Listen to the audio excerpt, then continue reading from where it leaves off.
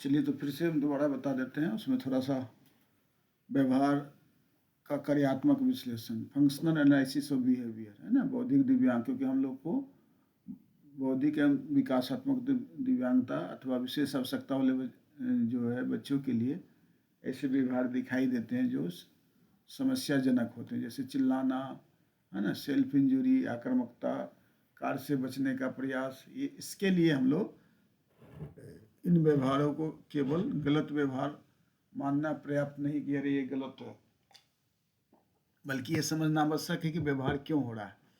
इसका उद्देश्य होता है कि उन वेरिएबल्स तो जानते होंगे कि पहचान करना जिससे व्यवहार का एक कार्य फंक्शन करता है, काहे इस तरह करता है, क्यों वेरिएबल्स है, और कारण प्रभाव काउज इफेक्ट संबंध का खोज करना, जो स्किनर 1953 में उन्होंने थ्योरी दिया था। उसका लक्ष्य क्या है, समझना, अंडरस्टैंडिंग, व्यवहार क्यों हो रहा है, उसका ट्रीटमेंट और उपयुक्त हस्तक्षेप विकसित करना, और प्रिवेंशन, भविष्य में ऐसा व्यवहार नहीं होना। इसी के लिए हम लोग करते हैं कि समझें, इलाज करें और भविष्य में ऐसा नहीं हो।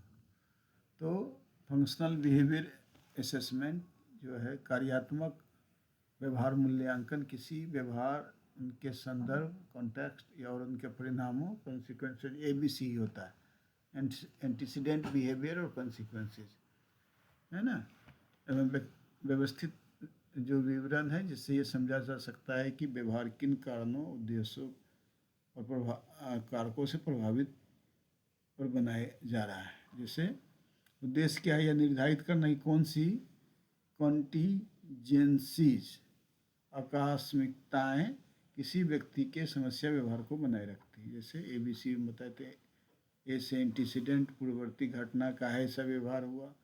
B से बिहेवियर, क्या व्यवहार हुआ, रोया, मान लीजिए कोई भालू देख कर रोया या कुत्ता देख कर रोया, तो ये हो गया एंटीसीडेंट, कुत्ता देखना। B से रोया।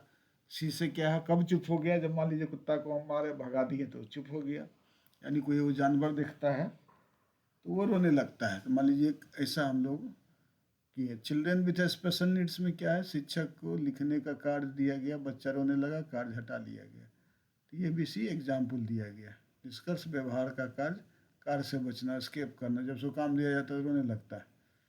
शिक्षक कोई बोलता है कि होमवर्क करो, बच्चा रोने लगता है। जब उसको मना कर दिया जाता है कि नहीं ठीक है आज होमवर्क नहीं करना है, तो चुप हो जाता है। मूल्यांकन के प्रमुख दृष्टिकोण है, इनडायरेक्ट असेसमेंट पहले बताए थे, अप्रत्यक्ष मूल्यांकन, और क्या है कि प्रत्यक्ष वर्णनात्मक मूल्यांकन, डिस्क्रिप्टिव असेसमेंट, और फंक्शनल एनालिसिस, प्रयोग देखते हुए कि कैसे हो रहा है, क्या हो रहा है, उसको बोलते हैं फंक्शनल, यानी अप्रत्यक्ष मूल्यांकन। इसमें क्या है, समान विशेषता है, उन परिस्थितियों को ध्यान केंद्रित करता है जिनके व्यवहार होते हैं। मुखबिर की स्मृति पर आधारित डेटा स्रोत, जैसे साक्षात्कार, चेकलिस्ट, रेटिंग स्केल, ये सब के द्वारा माता पिता बताते हैं कि बच्चा केवल होमवर्क के समय गुस्सा करता है। उसका ताकत क्या है, स्ट्रेंथ, बच्चे के लिए कोई जोखिम नहीं है, सरल एवं कम समय में पूरा संरचित जानकारी प्राप्त होती है, प्रारंभिक मूल्यांकन हेतु उपयोगी। सीमाएं क्या है, अत्यधिक व्यक्तिपरक, सब्जेक्टिव है, विश्वसनीयता कम है, उपचार योजना बनाने के लिए पर्याप्त नहीं है। कार्यान्वयन के लिए सुझाव क्या है, केवल प्रारंभिक मार्गदर्शिका के रूप में प्रयोग करें। एक से अधिक मुखबिर, मतलब शिक्षक, माता पिता या थेरेपिस्ट से जानकारी ले। आगे कार्य विश्लेषण का जो जरूर उसको करें। वर्णनात्मक प्रकृतिवादी विश्लेषण क्या है, डिस्क्रिप्टिव या नेचुरलिस्टिक असेसमेंट। इसका उद्देश्य है कि स्वाभाविक वातावरण में होने वाले एंटीसीडेंट, पूर्ववर्ती, B से बिहेवियर, C से कॉन्सिक्वेंसेस की पहचान करना। इसका विशिष्ट प्रक्रिया क्या है, लक्ष्य व्यवहार को स्पष्ट रूप से परिभाषित करना, ABC का रिकॉर्ड करना, समान A और C का समूह करना, सह संबंध के आधार पर परिकल्पना करना है। मान लीजिए कोई IDD बच्चा है, शोरगुल करने वाला, अच्छा वातावरण में, और B ये हो गया एंटीसीडेंट, B से कान ढकना, रोना।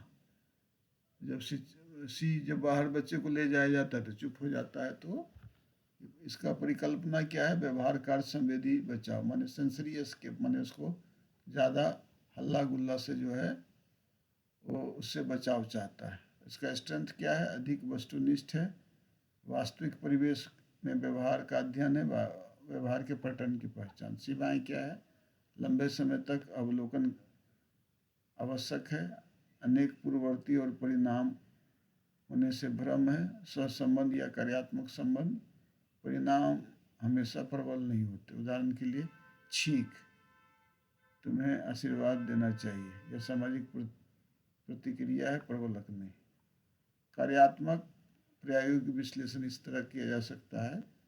पर्यावरणीय चरों में नियोजित हेरफेर, विभिन्न स्थितियां बताई जैसे ध्यान, अटेंशन, एस्केप, सेंसरी, संवेदी उत्तेजना। उदाहरण के लिए जब शिक्षक जानबूझकर नहीं ध्यान देता तो बच्चा आक्रामक हो जाता है। व्यवहार का कार्य क्या है? ध्यान प्राप्त करना, अटेंशन सीकिंग। तो फंक्शनल और बिहेवियर में ध्यान, अटेंशन, ध्यान प्राप्त करना, कार्य या मांग से बचना, एस्केप, एवॉइडेंस, ठोस वस्तु प्राप्त करना, टेंजिबल, और सेंसरी स्टिमुलेशन। तो ये हम लोगों ने अभी देखा कि किस तरह फंक्शनल एनालिसिस करते हैं।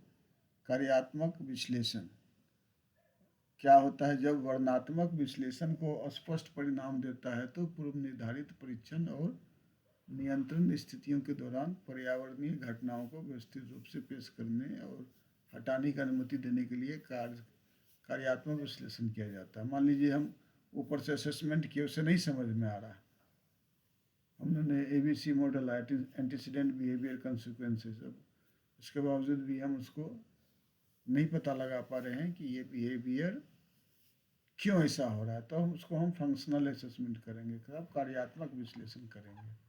कार्यात्मक विश्लेषण का लक्ष्य क्या है? ये समस्या व्यवहार को परिभाषित करना चाहिए। समस्या क्या है और व्यवहार क्या है, इसको परिभाषित करना जरूरी है। किसी के समस्या व्यवहार का आकलन और इलाज करने की योजना बनाते समय सबसे पहले और सबसे महत्वपूर्ण कदमों में से एक उस व्यवहार को निष्पक्ष और विशेष रूप से परिभाषित करना। जैसे कि एक अच्छी तरह से परिभाषित व्यवहार महत्वपूर्ण है ताकि व्यवहार को विश्वसनीय रूप से लगातार देखा जा सके और उपचार के उद्देश्य अनुसार और प्रशासित किया जा सके। दूसरा क्या है? व्यवहार के संभावित कारणों का पहचान करना। व्यवहार का संभावित कारण क्या है, इसकी पहचान करना। कारणों की समान श्रेणियों में शामिल है सकारात्मक सुदृढ़ या घटनाएं, वस्तुएं या संवेदी उत्तेजनाएं। जब वो तुरंत किसी व्यवहार का अनुसरण करते हैं तो व्यवहार की दर में वृद्धि होती है।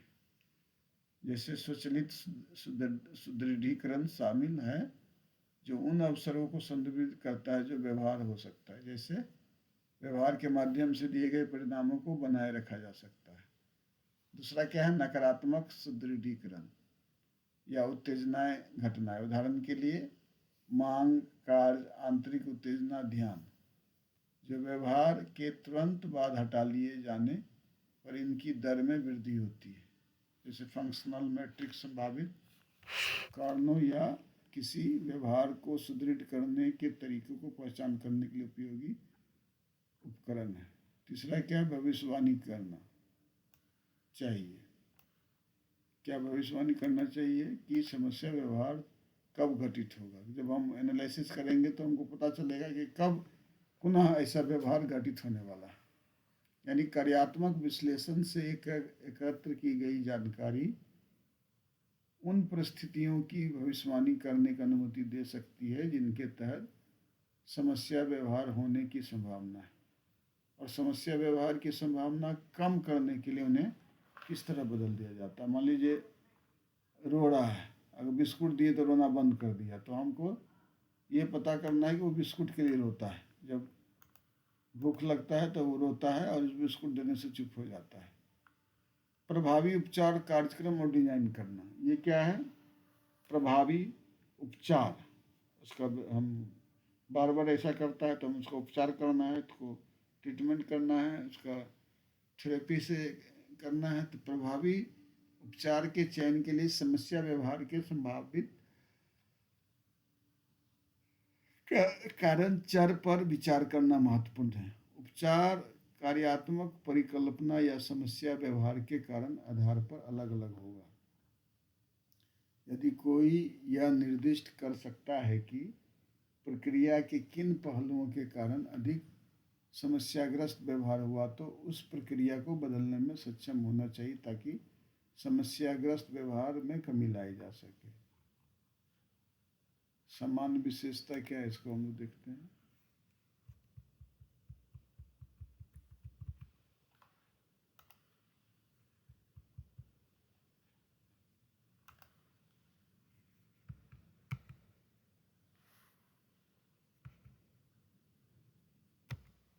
समान तो समान विशेषताएं क्या, ये जान लेते हैं।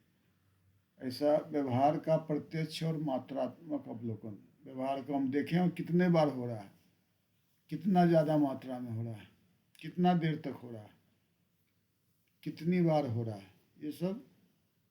रो रहा है तो कितने बार रो रहा है, सामान फेंक रहा है तो कितने बार सामान फेंक रहा है। अवलोकन की स्थितियां नियंत्रित होती है। परीक्षण और नियंत्रण स्थितियों के बीच तुलना, डेटा, आवृत्ति, अवधि, ये सब पता करना है। स्ट्रेंथ क्या है, कारण प्रभाव संबंधों को स्पष्ट प्रदर्शन करता है। सटीकता की उच्च डिग्री आंतरिक या सूक्ष्म चर को अलग करता है। व्यवहार प्रबंधन के लिए अल्पकालिक रणनीतियाँ सुझाव देता है और उपचार विकास के लिए स्पष्ट आधार प्रदान करता है। तो ये सब हम क्या है, ये सब स्ट्रेंथ है। और कार्यात्मक विश्लेषण पद्धति की किस तरह की समस्या चुनौतियाँ हैं। मूल्यांकन की जटिलता, यह बहुत कठिन है। समय की कमी है, इससे बहुत समय लगता है। सेटिंग बाधा है, इसका कोई नियंत्रण सेटिंग नहीं है। उच्च जोखिम वाला व्यवहार बहुत खतरनाक। मान लीजिए कोई सर पटकता है तो क्या होगा, कुछ भी हो सकता है।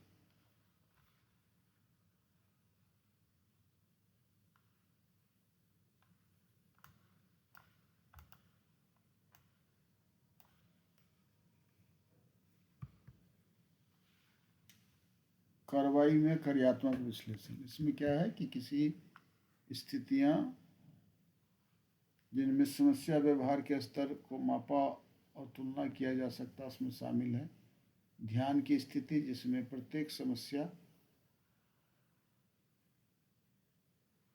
व्यवहार के बाद फटकार लगाई जाती है। उदाहरण के लिए, ऐसा मत करो। दूसरा बी है मूर्त स्थिति, जिसमें प्रत्येक समस्या का व्यवहार कर बच्चों को एक पसंदीदा वस्तु जैसे खिलौना, भोजन जो पहुंच से बाहर है, दी जाती है। तीसरा है मांग की स्थिति, जिसमें एक कार्य प्रस्तुत किया जाता है और समस्या व्यवहार उदाहरण के बाद थोड़े समय के लिए हटा लिया जाता है। चौथा है खेल की स्थिति, जिसमें खिलौने उपलब्ध कराए जाते हैं, चिकित्सक बच्चे के साथ सकारात्मक बातचीत करता है और समस्याग्रस्त व्यवहार के किसी भी उदाहरण को नजरअंदाज किया जाता है। और चौथा है अकेले की स्थिति में, जिसमें बच्चे को थेरेपी रूम में अकेले रखा जाता है और कोई खिलौना उपलब्ध नहीं होता। अकेले खेल स्थिति को उपयोग आमतौर पर अन्य स्थिति यानी मार्ग, मूर्त, ध्यान के साथ नियंत्रण या तुलना स्थिति में रूप में दिया जाता है। इसमें क्या होता है, इन स्थितियों को प्रयोगशाला स्थिति या एनालॉग के रूप में, एनालॉग क्या होता है, ये हुआ, ये नहीं हुआ तो ये हुआ। एनालॉग अब जानते हैं कंप्यूटर में, उस स्थिति में आयोजित किया जा सकता है जहाँ बच्चे समस्या व्यवहार स्वाभाविक रूप से होते हैं। सबसे सरल मॉडल के रूप में ABC है, एंटीसीडेंट, बिहेवियर, कॉन्सिक्वेंसेस। ऐसे हो गया व्यवहार, है ना, व्यवहार से ठीक होने से पहले क्या होता है, ये हो गया एंटीसीडेंट।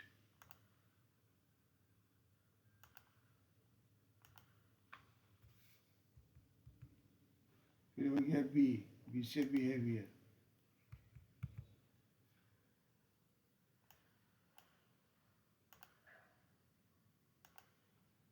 और फिर हो गया सी से कंसिक्वेंसेज।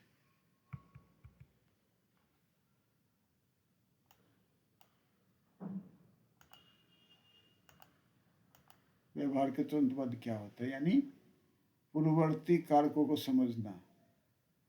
इसमें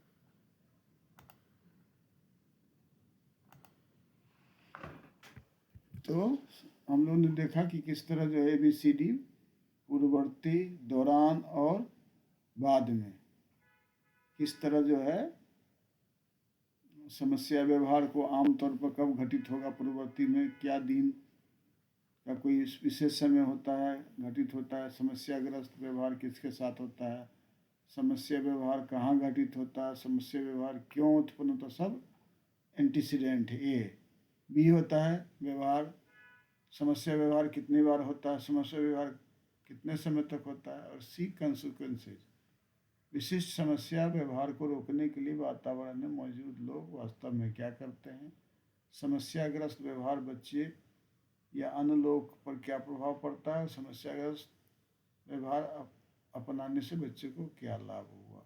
ये सारा का सारा हम लोग functional analysis ABC antecedent, behaviour, consequences के बारे में हम लोगों ने जाना। यहाँ पर हम